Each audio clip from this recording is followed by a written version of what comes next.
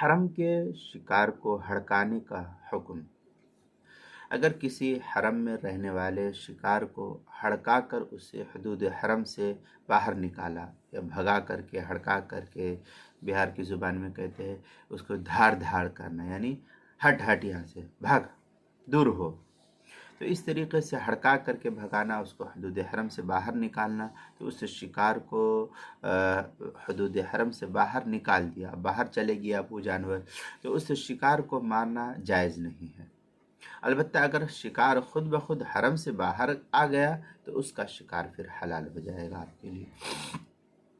غنیۃ الناسک کے اندر ہے وَلَوْ خَرَجَ الصَّيْدُ بِنَفْسِهِ مِنَ الْحَرَمِ حَلَّ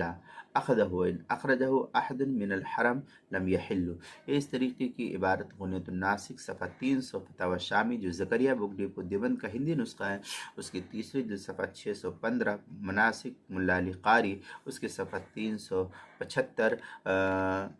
کتاب المسائل اس کی تیسری جلد صفحہ 207، اور عنوان ہے حرم کے شکار کو ہڑکانے کا حکم۔